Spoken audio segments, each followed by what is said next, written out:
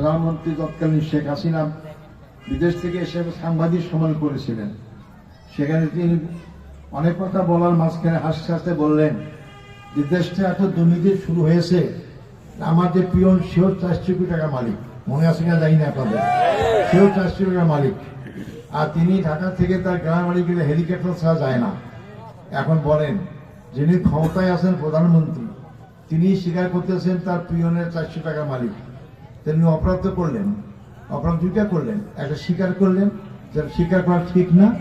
2 নম্বর, উনি জানেন যদি ওরা পিয়ন 400 টাকা মালিক হয়, তা গ্রেপ্তার করলেন না কেন, তার বিরুদ্ধে মামলা দিলেন না কেন? তার মানে দুর্নীতি করেন, প্রশ্রয় দিয়েছেন। এখন যে আপনারা প্রশ্ন করেন যে আপনার পিয়ন যদি 400 টাকা মালিক হয়, তা আপনি কয় হাজার কোটি টাকা মালিক, মালিক টাকা না মালিক, পিয়ন টাকা মালিক কই থেকে? তার নিজের স্বীকৃতি দেওয়া হচ্ছে যে তার দুর্নীতি করেছে। এটা আমাদের কথা না, শেখ হাসিনারই কথা। আমরা যদি দায়িত্ব পাই, প্রথম দুর্নীতি বন্ধ করব।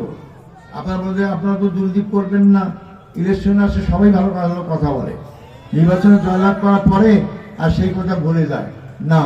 আমি বলতে চাই, একটু মনে করে দেখেন, 2001 সাল থেকে 2006 সাল পর্যন্ত 4 দলীয় জোট বেগমের নেতৃত্বে আমরা ক্ষমতায় গিয়েছিলাম।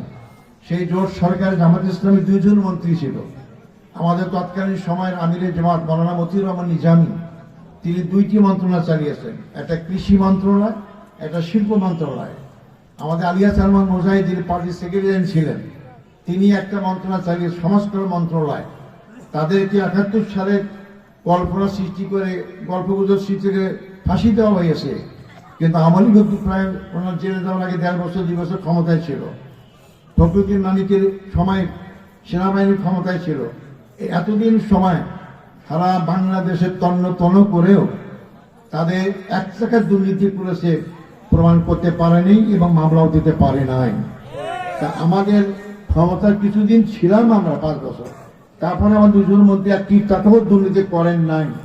আমরা সেই নেতাদের দল করি, আমরা সেই নেতাদের কর্মী, আমরা সেই ট্রেনিং প্রশিক্ষণ পাই। আমরা মানুষকে ভয় করে দুর্নীতি করি না, আমরা আল্লাহকে ভয় করে দুর্নীতি করি। আমরা বিশ্বাস করি আমি দুর্নীতি করলে, ঘুষ দিয়ে টাকা দিয়ে আমি পুলিশ বিডিআরকে ম্যানেজ করতে পারবো, বিচারপতিকেও ম্যানেজ করতে পারবো, আল্লাহকে তো ম্যানেজ করতে পারবো না। এই জন্য আমরা আল্লাহর ভয়ে দুর্নীতি করি না। জামাত ইসলামীর লোকরা আপনাদের পাড়ায় থাকে, গ্রামে থাকে, মহল্লায় থাকে। সে যখন জামাত ইসলামী করতো না, সে কেমন ছিল, আর জামাত ইসলামী আসার পর তার কি পরিবর্তন হয়েছে, এতেই বুঝবো যে আমাদের শিক্ষাটাই হচ্ছে মানুষের সেবা করা, সৎ পথে চলা, ভালো কাজ করা, দুর্নীতি না করা। এটাই আমরা দিয়ে মানুষকে তৈরি করার চেষ্টা করি। অতএব যদি আল্লাহর হস্তে আপনাদের ভোটে জামাত ইসলামী জনগণের সেবকার দায়িত্ব পায়, প্রথম আর দুর্নীতি বন্ধ করব। এই দুর্নীতি বন্ধ হলেই দেশের উন্নয়নের জোগাড় সৃষ্টি হয়ে যাবে।